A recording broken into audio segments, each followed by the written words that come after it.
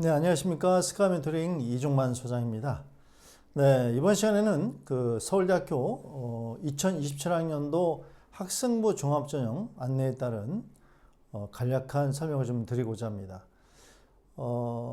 대학 입시의 그 사전 예고제로 2년 전에 이제 모집 요강을 발표를 하고요. 그다음에 그 해당 연도 5월까지 그 해당 연도의 채점 기준을 발표하게 돼 있는 게 이제 이 대학교에 대한 국가의 그 지금 시책인데요.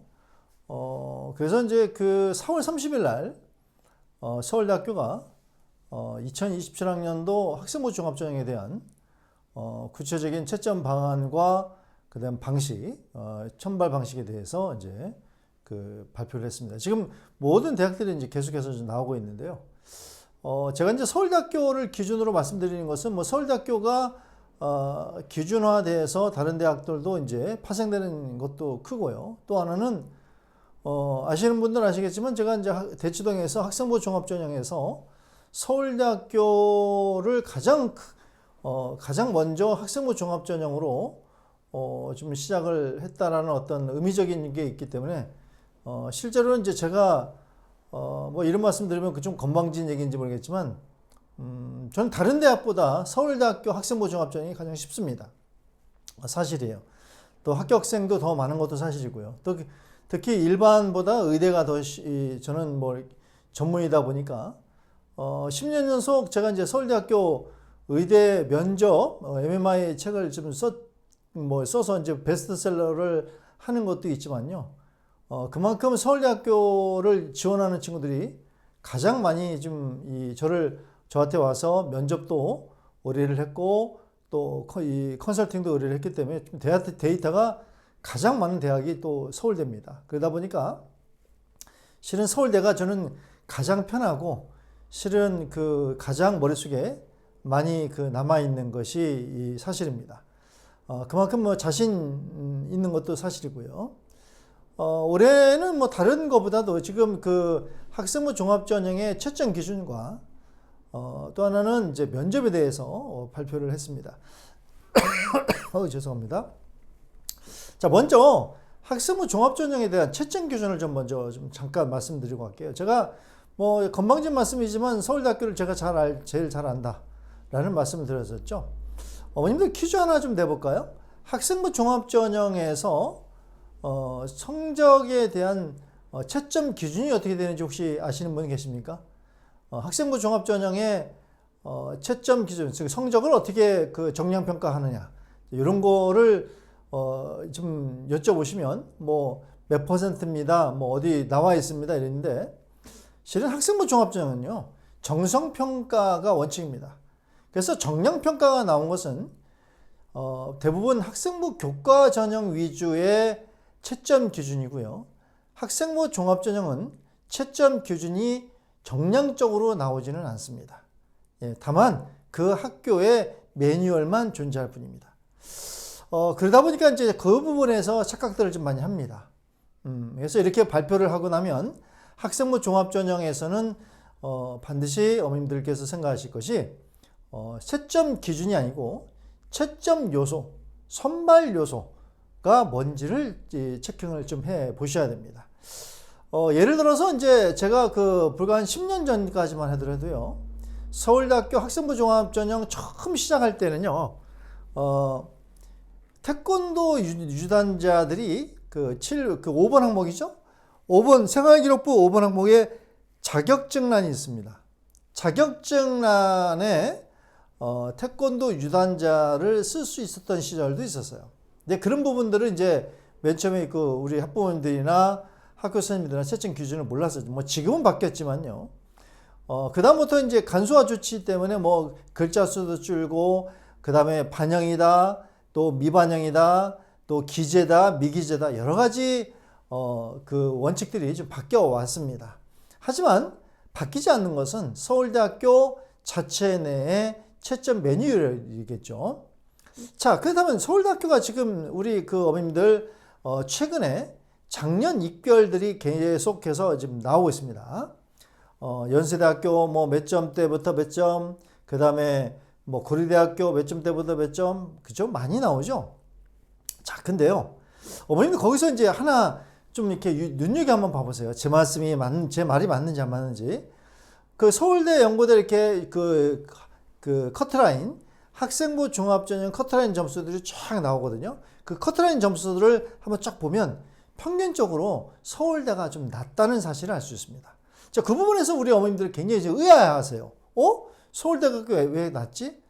서울대는 원칙적으로요, 10%라는, 그러니까 성적수 정량 평가가 아니라 정성적인 평가이기 때문에 성적이 좀 낮습니다. 다만 정량적인 내신 성적으로 보는 것이 아니라 생활기록부 또는 생활기록부와 그 다음에 생활기록부 안에 있는 행동특성 및 종합의견, 그 다음에 세부능력 및 특이사항, 그 다음에 창체, 즉 동아리, 진로, 자율활동 이런 것들을 이제 토대로 전반적으로 정상평가를 하다 보니까 상대적으로 점수가 낮습니다.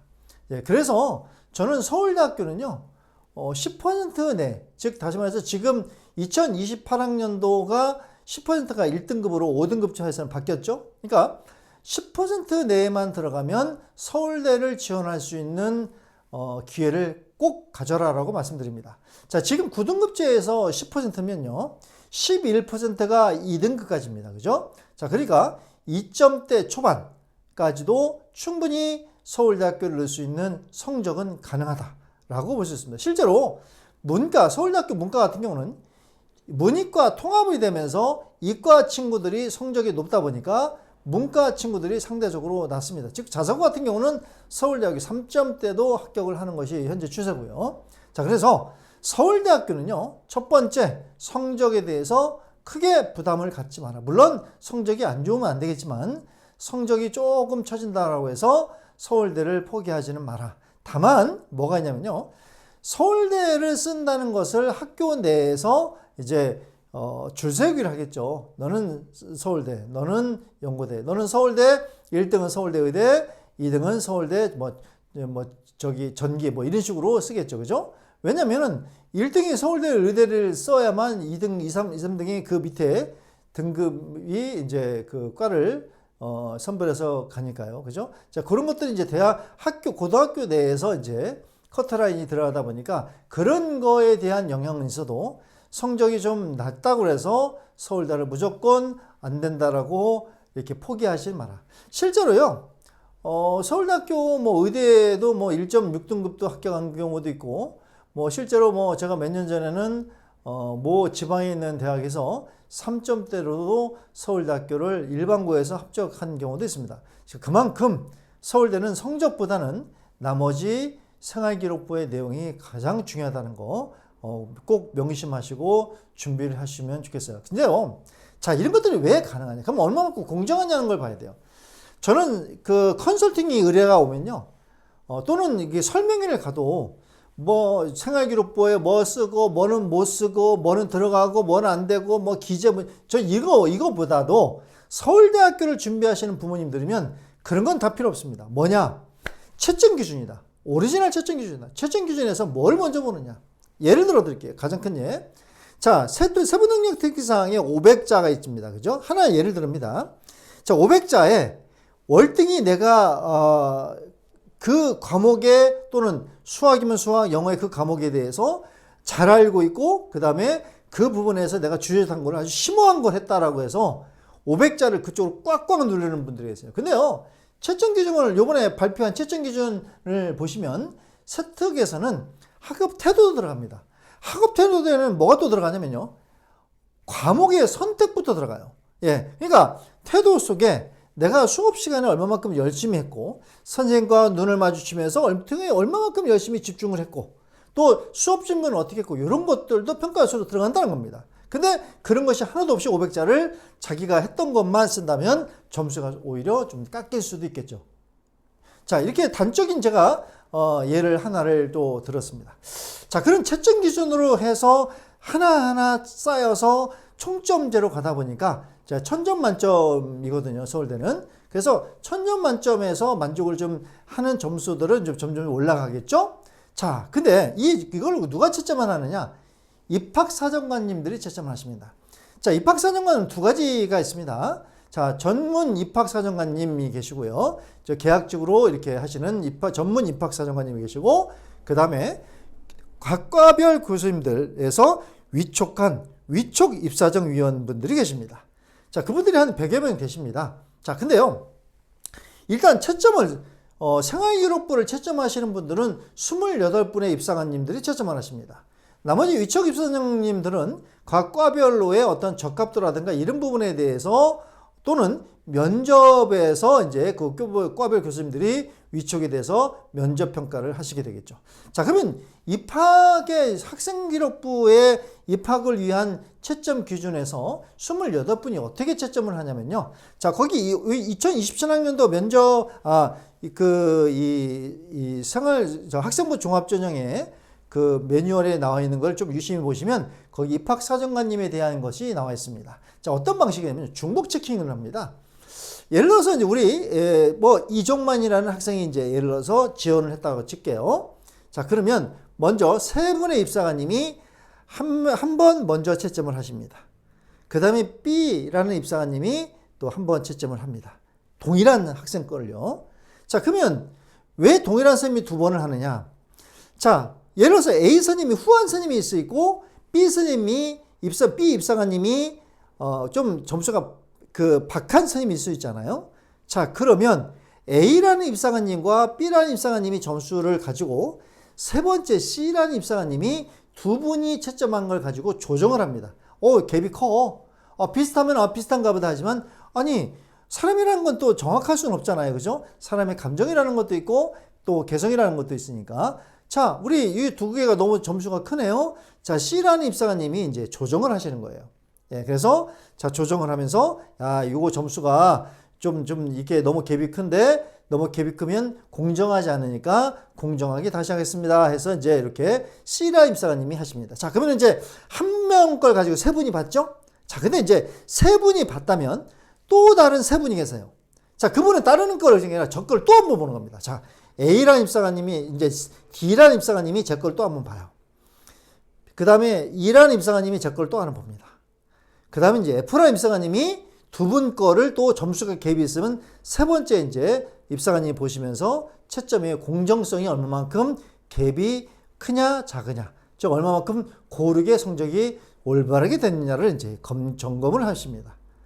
자, 그래서 그러면 한 명 거를 벌써 6번을 본 게죠. 그죠? 자, 그런데 자, 이게 문제가 있습니다. 자, 이것도 사람마다 다르듯이 조별로 다를 수도 있잖아요. 이 3명 조의 성적이 또 점수가 높고 이 3명 조의 점수가 낮을 수도 있습니다. 자, 그러면 요 3명 조의 점수와 이 3명 조의 점수가 또 너무 갭이 생기면 안 되잖아요. 그렇죠? 자, 그래서 7번째 입사관님이 그 두 그룹에 3명씩 두 그룹에서 나온 성적을 다시 조정을 합니다. 예, 즉 점검을 하는 겁니다. 얼마만큼 그 갭이 어디서 발생했는지, 어느 팀이 또 공정하게 했는지. 네. 그래서 그 분이 7번째 입사관이 본 것을 다시 8번째 입사관님이 그 7번째 입사관님도 제대로 봤는지 안 봤는지를 다시 한번 점검을 하게 돼요. 즉, 한 명의 학생 기록부를 8분의 입사관님이 공정한 평가를 하게 됩니다. 자, 이런 시스템을 겪게 됩니다. 그래서요, 서울대는 굉장히 공정합니다. 예, 물론 서울에 있는 이 메이저 대학인데 불구하고 또 아주 메이저는 아니면 중위권 대학인데 불구하고 입사관님들이 한 두 분뿐이 안 계시는 경우도 있어요. 예, 물론 전문 입사관님이지만 이쪽 입사장님도 따로 계시지만, 자, 그래서 그런 어떤 그 입사관님들이 서류 평가하는 데 있어서 제대로 된 평가를 위해서는, 그렇게 공정한 평가를 위해서는 좀 많이 이렇게 확보가 좀 돼야 됩니다. 그래서 서울대학교는 우리나라에서 28분으로 가장 많은 걸로 제가 알고 있어요. 그 다음에 이제 고려대학교를 제가 알고 있는데요. 자, 그래서 그런 식으로 공정하게 평가가 진행이 됩니다. 자, 그렇다면은 그분들이 그렇게 7번째, 8번째까지 평가를 할 때 그 기준은 뭐냐? 자, 당연히 채점 매뉴얼이라는 게 있겠죠. 자, 그 채점 매뉴얼은 매년 또 바뀔 겁니다. 예, 입시가 변하고 패러다임이 바뀔 테니까요. 그죠? 자, 그 다음에 이제 앞으로는 계속해서 이제 면접이 강화되고 있는 거니까 또 면접 비중도 높아질 것이고요. 어찌됐든 간에 그런 매뉴얼에 맞는 그런 공개된 것이 요번에 2027학년도 학생부 종합전형에 대한 안내 그 브로셔다. 자, 그래서 거기를 꼼꼼히 읽어보시면 그런 어떤 힌트들이 많이 들어있습니다. 즉, 과정이 아니라, 거기 요번에도 마찬가지입니다. 물론 서울대는 아롤이라는 곳에서 서울대에 대한 그런 어떤 그 흔적들을 이렇게 경험을 할 수 있도록 좀 많이 졸업생들 또는 뭐 입학생들, 뭐 신입생들 인터뷰도 많이 올라가 있고요. 또 면접 문제도 샘플들이 올라가 있습니다. 자, 그래도 그 아루이를 통해서도 보실 수 있겠지만 요번에 27학년도 학생부 종합전형을 안내를 하면서 거기에 우리 합격한 학생의 인터뷰에도 보면 어떤 실패를 두려워하는 것보다는 성적이 안 나올 수도 있습니다. 그래서 우리 그런 말 있잖아요. 서울대는 뭐 우상향이다. 점점점 서울대는 뭐 점수가 올라갈수록 좋다. 뭐 그런 것도 있지만 그거보다도 시행착오를 겪더라도 짧은 기간 동안에 얼마만큼 그 부분에 대한 반성과 개선을 통해서 발전하느냐. 즉 대학에서 뽑는 것은 과거 가치를 통해서 현재 가치와 미래 가치를 예측하는 거거든요. 즉 그 짧은 기간 동안에 얼마만큼 이 친구가 발전할 수 있는 여지를 남겨두느냐. 즉 발전 가능성이 얼마냐. 이거를 보는 것입니다. 그러므로 잠재력과 발전 가능성을 보기 위해서는 실패한 것도 좋다. 다만 그 실패를 딛고 빠른 시간 안에 올라갔다면 얘는 서울대학교를 들어와서 월등히 다른 사람보다 올라갈 수 있는 잠재력이 훨씬 더 크다라고 하겠죠.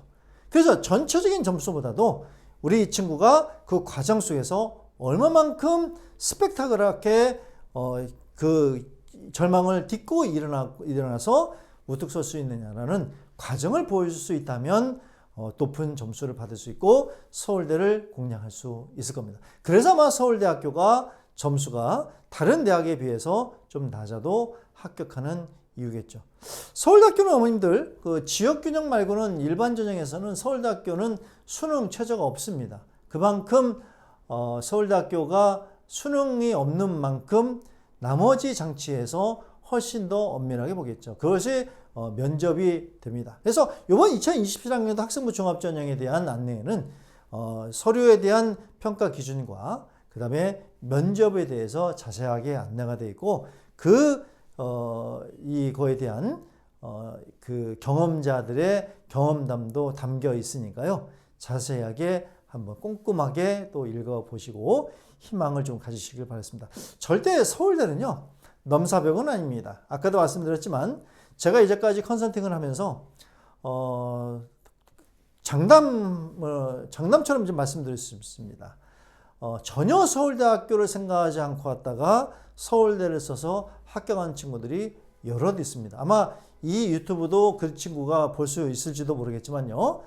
그만큼 두드리십시오. 절대 좌절하지 마십시오. 그 다음에 지금 이 순간, 지금 1학년이 됐든 2학년이 됐든 또 지금 현재 2027학년이니까 3학년이 됐든 좌절하지 마시고 지금 가진 성장만 가지고 최선을 다한다면 반드시 좋은 성적을 가질 수 있을 겁니다. 참고로요, 면접은 우리가 이제 그 의대 같은 경우는 MMI고요. 그 다음에 나머지 지역균형은 그냥 1대 2대 다대 1 면접이고, 그 다음에 MMI는 5개 방을 도는 거 아시죠? 그 다음에 이과 같은 경우, 이과 자연계 같은 경우는 수학시험, 그 다음에 뭐 생명과학, 뭐 이런 시험이고요. 그 다음에 인문계에서는 인문 면접을 보게 되어 있습니다. 자, 그래서 지금부터 할 것은요, 좌절보다는 면접을 치중해서 어떻게 면접을 준비할 것이냐. 자, 그거에 대해서 집중하셨으면 좋겠다는 것이 제 조언입니다. 아무쪼록 그 2027학년도 서울대학교 학생부 종합전형 안내서를 꼼꼼히 읽어보시고요. 궁금한 거 있으시면 언제든지 저희 스카이 멘토링의 안내를 좀 받는 것도 괜찮습니다. 자, 좋은 결과 있으시길 바랍니다.